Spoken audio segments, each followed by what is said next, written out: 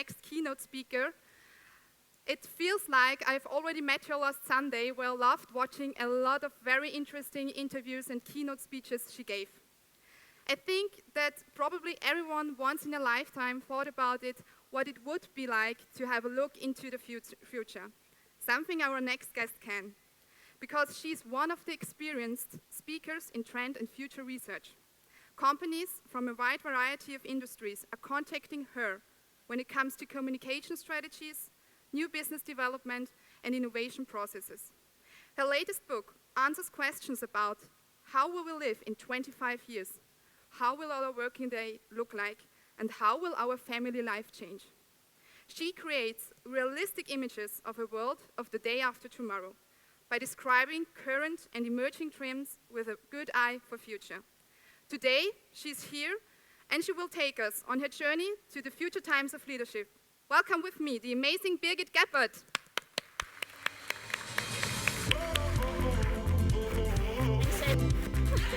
Very nice. Why do I stay here? Because I have one question for you, Birgit.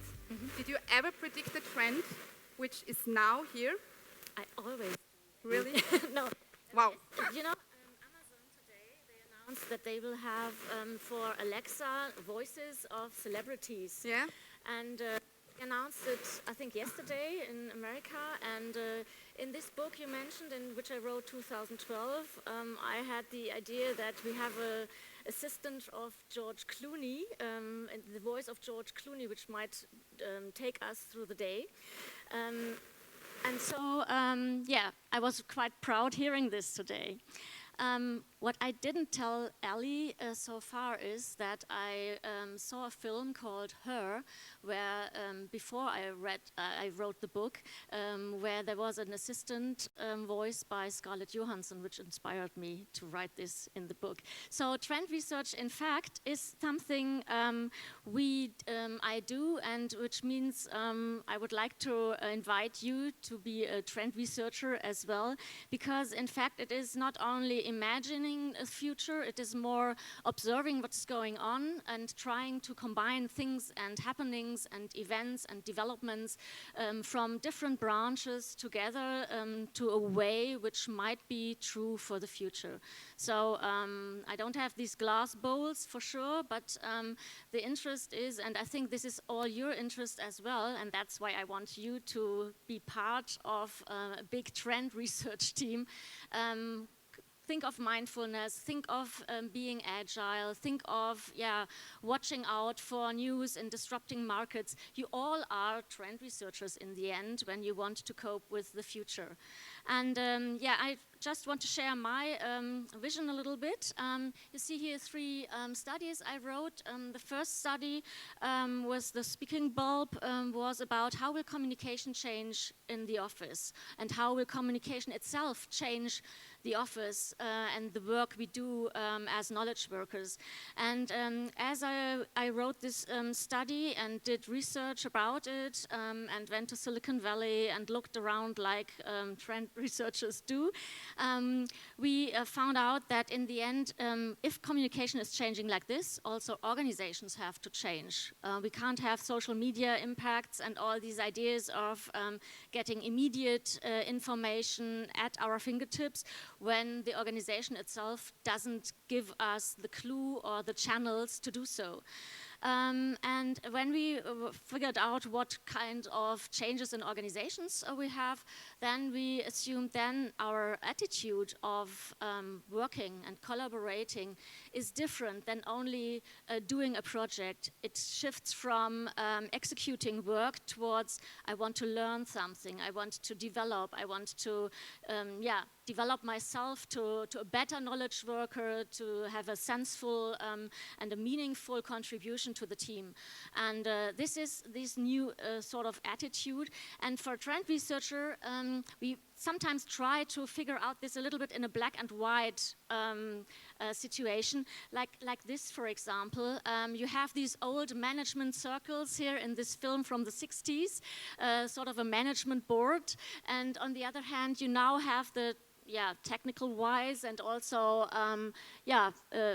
distribution-wise, the possibility in the future to have all the information at your fingertips so that you can understand and have access to collaboration, to a fruitful teamwork. And this also led to Niels Pfleging, who had this little book about Komplexitäten, which I found quite interesting because he describes all these agile tools and techniques. And he is, I think this idea is very good because this still, the hierarchy pyramid you see on the bottom is the idea of this old industrial era where you have these closed shop things, where you have top-down structures. And I had a meeting with people from Mercedes-Benz who told me, you know, if we only work after this model, we would never have a car in the end. But as we have these informal structures, we know the guy who can push my idea through. We know who we should avoid in meetings and so on. And that's why, in the end, we succeed in our doings. But these two angles, they are completely contradictory, as you can see, and they try to work together and give this blurry, fuzzy structure we have still now. And Niels Pfleging is saying, okay, in the end, we will have competence networks where it is very visible what skill everybody has and what his contribution could be. And moreover, it is also visible what he wants to contribute, how he wants to develop himself, in which team and where he could apply his skills. And I think this is a model where we are striving to. We are not yet there because perhaps some software and skills and transparencies are not as well distributed now. But I think for a future understanding of how we collaborate, this is a very good topic. And it is also, and that's the way how trend researchers think, now we think, okay, this is technology-wise something which is affecting organizational structures, but what is in society? How is this changing society? And also here again, we have to consider that we all come out of this mass society, this industrial attitude of we can product goods for mass markets, we product them in a mass chain, we have standards, we have norms, and we have always this average. So even when your child comes from school and is telling you, oh, I have a 4 in geography, but I have a 1, so the best note in art, what are you going to tell? What are you going to tell the child? What should it? Where should it learn more? Geography or art? I should ask. Art. Oh, that's great, because normally in the old industrial area, people would say, okay, that's nice that you are good in arts, but you know, geography should be something you should consider. We are living in a global world, so forget art, you can do this, let's focus on geography. And this would be the old thinking, and you're completely right in telling, think of what you can really do and try to do this better, because normally we would also ask, okay, and what was the average, was heißt Notendurchschnitt? Also, the average thing of the class, what did all the others have? And this question is completely stupid. Because what does it help what all the others have when you want to know what your skill is? You can see, okay, I'm good perhaps in comparison to this little group, but and 1 in art is then not sufficient because you have to exploit it in other teams and in other environments. And so the next level is not only this average classification of standards and masses and mass markets, it is more that we have the semantic web, and this is the intelligence, because content can be understood, issues can be understood, words, languages can be translated. And this is something where you should get ghost skin indeed, because this makes everything around us, which is a stupid thing like this lamp, could be more intelligent, could be perhaps illuminate my face in a different kind than Gunther's face or whatever. So anything is trying to think with us, and we also are giving information, like here Jenny does or Andrew does. So that means small talk in the future is much more targeting. You can just leave away all these blah, blah, blah things which are not interesting anyway, and you know what the people you are facing with could perhaps have special, which is interesting for you, or where you can do something together. And interesting is, for getting back to the office world, this is something coming from outside social media. This is something which functions so well because it connected people and their interests. And this is something, this networking is not something technical. So I don't like to speak of digitalization. I always try to speak of Vernetzung, networking, because this is something people do since they can speak. They try to obtain a better bargain. They try to negotiate for a better living for themselves. And this is like our aunts did already years ago. And this is why this is functioning so well. And this is the first time that the fax or the email, which was invented in the office world, is disrupted by something which comes from society, in fact. Okay, it is technology, but it was society who was so keen on doing this, on communicating this way, that it's really affecting the office world. And this is the big danger I see now, is there still something in the office world which can be faster than this one, which is in society when everything around us is intelligent? Is then still the office and the business intelligence and the IT of the office capable to cope with this surrounding, which is changing in this fast and simple and content-wise attitude? So this will also change our society, because think of integration or inclusion. Integration is something we can try in this industrial area of standards, because the people or the person who has something special or has to have a special treatment was always costly, was always an extra work, or it was always an obligation, but always difficult to serve this.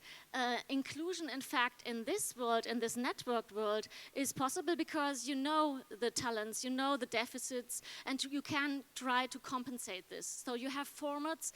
For example, here Andrew, he has not a very good vision, so he can have oral learning issues, or he can have larger letters on his iPad, or he has more breaks, but he still can follow his class, and he doesn't have to be separated in another school form. So this is something on society level that where we can really achieve and win something good for our togetherness.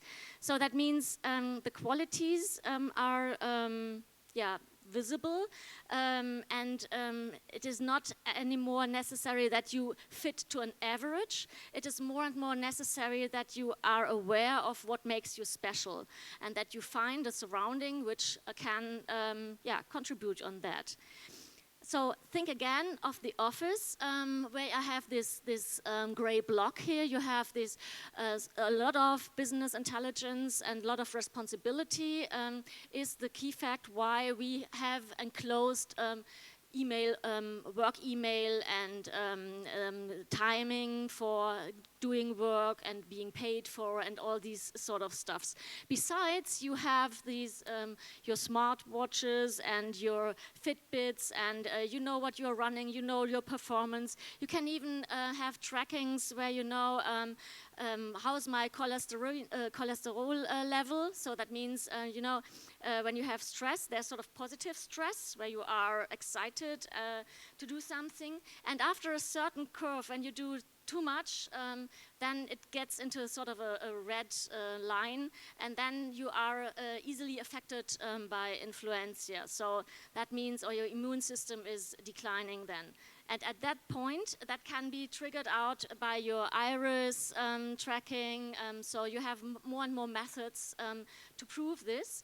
And then imagine you go to your boss and saying, you know, now I would say it's better that I leave the team, because if I don't go now, see my cholesterol level, I will be home the complete next week.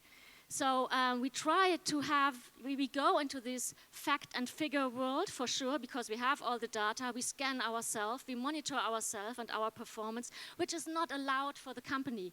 The company is not allowed to have an individual performance measuring, but we do it ourselves the whole day long, because we want to have this balance. Now, at least we want to manage work and lifetime. And all for that, we will have these super personal assistants. And I think in the future, it can't be other, from my understanding, that they shift towards the user, also in form of responsibility. Because the enterprise can't take the responsibility for all that. They are not allowed to monitor you in this way, but as the people, the individual themselves want to do this and want to have a different form of negotiation, they will do it themselves, and they will be more responsible for their own, and they will have more facilities to monitor and to understand their personal, belongings, activities, performance, etc. So what does it mean concerning leadership? Concerning leadership, this means the connectivity at work. As I said, I think the office IT has a big job to do to cope with all these intelligent and smart devices which are out there. So the idea of bring your own device gets again a big issue when you monitor yourself, you want to meet your friends, and there's so many things which are not allowed. Imagine recording a meeting which is not allowed in the office. So you go to a co-working space and do it there. There's a bot writing your protocol, which would cost you normally 1 hour after the meeting, again, when you do it in the office. So you go outside the office and you do it there. So there is a merge from this former professional silo thinking towards lifestyle, towards environment, towards something which is intelligent and more smart around us.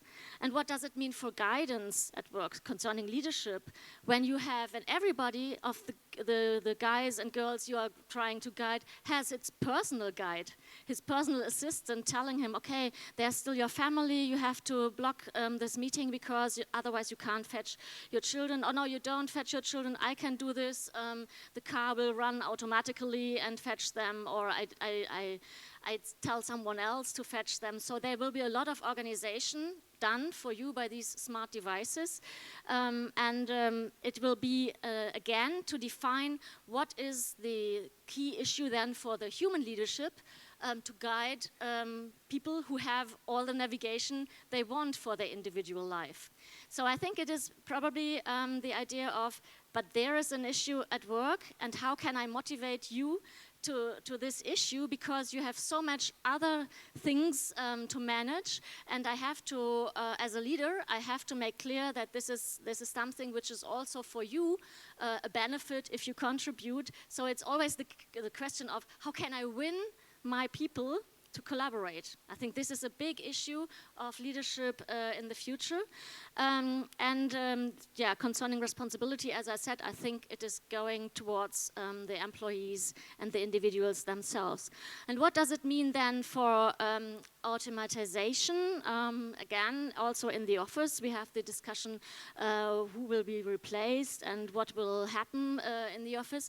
I have an autrition company at the moment where in HR they have all the job families given. They divided each family into the activities, and then we looked which activity can be replaced by KI or automatization and which can't. And then we looked at those who can't and how this again will change the collaboration in the teams, the collaboration inside the structure, the organization as a whole.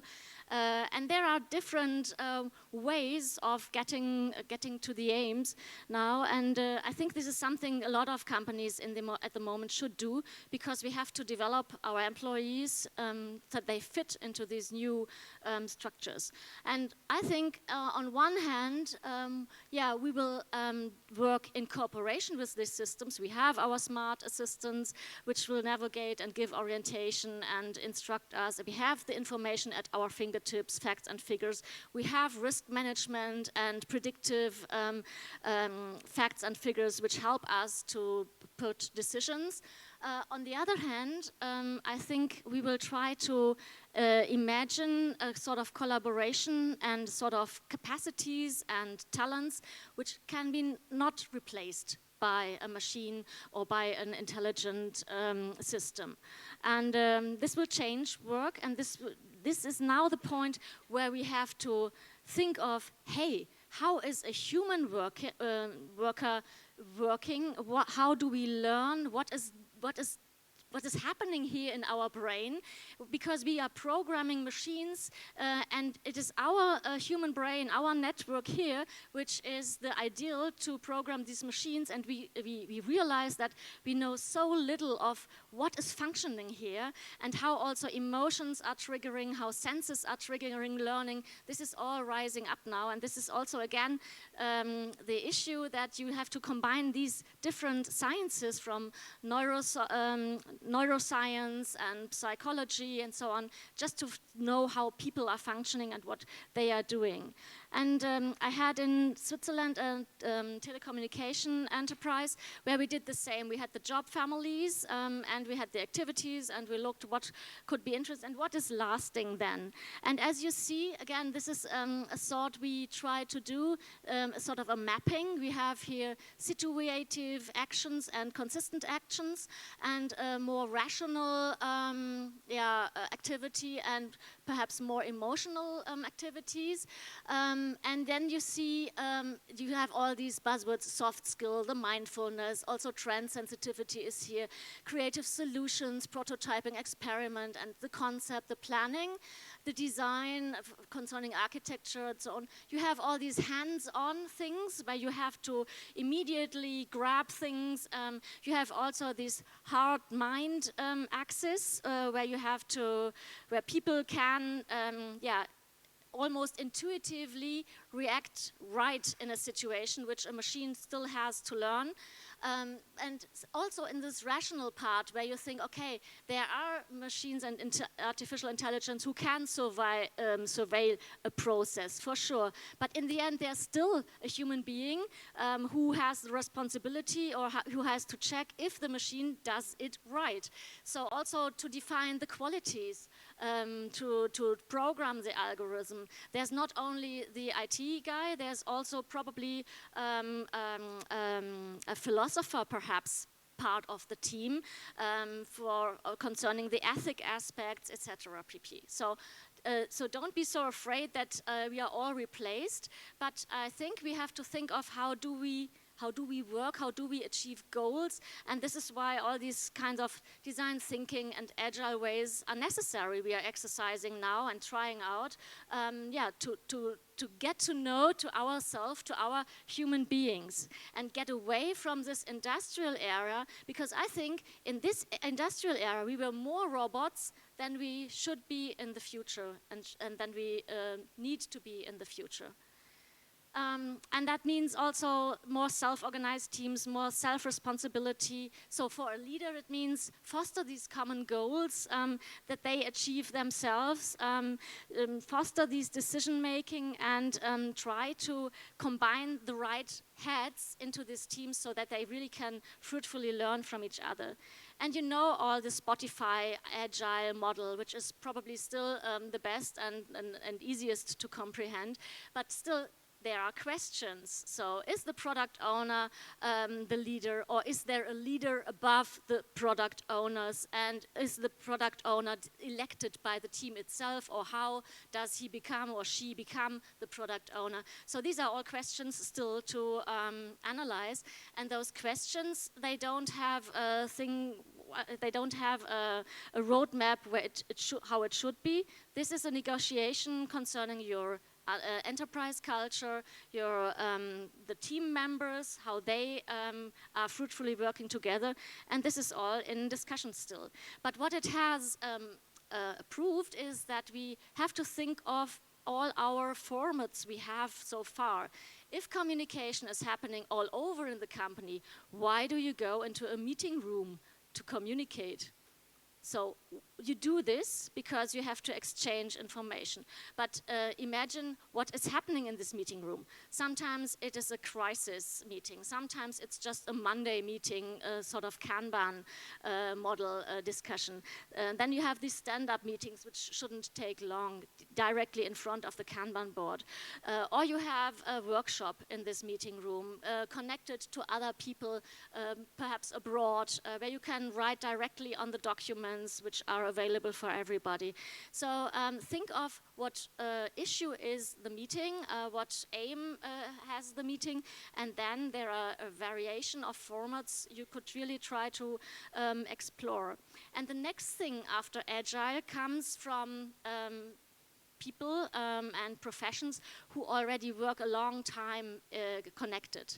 Think of architects. You have this CAD system, computer-aided design. All partners in this design process, from the design itself to the construction site, have one plan. And this plan is also the blueprint for building itself. So that means this is also the reason why buildings from Frank O'Geary, for example, with these with these strange curves, could be built because they were, done and calculated by a computer. So these architects, since the 80s, 90s, they work on one document, which is now Microsoft 0365 trying to implement in all the companies, and is now our issue of today. So, and think what are architects doing now? They work with BIM. The next level is building information modeling. That means you draw a line and you have all the information what this line is, ought to become, who is involved on constructing this line, and even how this line has to be managed in the facility management. So you have, this line is a window, it is this thick, it has this isolation, it has this sunglass, Bedampfung, whatever.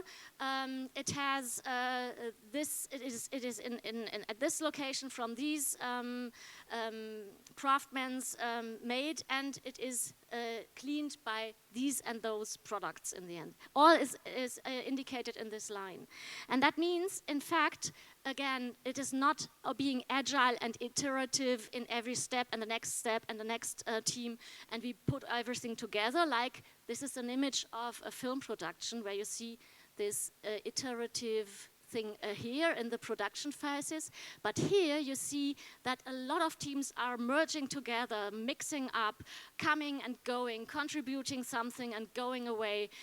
And again, I found it very interesting that there's a creative profession who is already working in a style we would say quite chaotic, but that could be the future when you know who is when contributing and when everybody should be involved, and immediately see what this means. When you have BIM, you have these glasses, and we see each other. We are perhaps you are the owner of the house.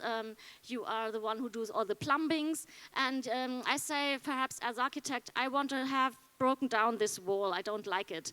And then you say, okay, my plumbing is here, and we break it down, and then we see your plumbing, and then we say, okay, what would it cost to do it different? And we could immediately do this. We have the calculation almost in real time when we change the plan, and so negotiation is possible in almost real time and is visualized so that everybody knows what we are talking about. So this isn't chaotic in the end. This is very transparent, and it is just a very coordinated sort of collaboration, but also coordinated in a way spontaneously. It can be really spontaneously coordinated and transparent. And we have all the means by virtual reality, augmented reality, where we get this information layers, where we get the numbers and where we get the consequences, where we have the predictions as we have it, and where we also have the question, how does it again affect our human beings, our working. When we are in this virtual world, when we go into immersive realities, think of gaming. If gaming is influencing school, if it's influencing our learning, we are already in the future and we can see what our actions, which consequences they might have. So risk management is a different thing afterwards. And saying this, we have now the notion from neuroscientists that our brain has different frequencies. For example, when you are in this workflow, that means you have a task and you think you are really capable to do it and you have a big challenge, you want to solve this problem, but you need at least 2 hours and being not disturbed in these 2 hours in pushing yourself forward into these questions. And then you have this flow. You really are inside. You forget that you need something to drink or go to the toilet and nothing is important anymore. You are really on that task, completely passionate. And then your brain is producing gamma waves.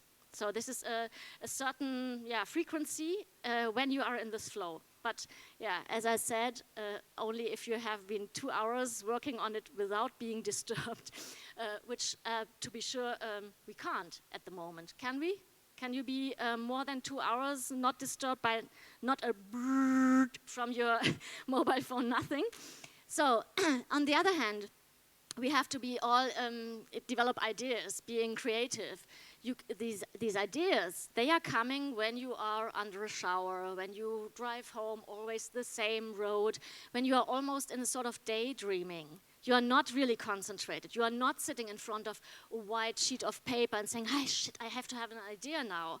So knowing that this is happening in a sort of daydreaming, this might again change our design thinking process. This might again change our thinking of, do I go to the office for doing this task or should I do it elsewhere, really? So I think this is something we have to learn, and our children, they are learning this already. They learn that learning is offering several places, and that you do different things in several places, and that you have to explore and understand yourself. What do you need individually to perform better and to learn better? Even relaxation is part of learning, fields where you can discuss, where you are without the teacher. So yes, I'm almost finished. I just want to console you with saying the idea of this new working culture, in fact, is an old one. Think of another era before the industrial age, because I think this is really blocking our notion. Think of the Renaissance. There you have Platon and Aristoteles, you have leaders and followers, you have touchdown places, you have people who are just looking what others are doing, which is fine, and which causes discussion and evaluation. And I think this is what we have to have in mind, perhaps, when we think of what can be leadership and what environment and what tasks are there to be solved in the future. Thank you very much. Oh, oh.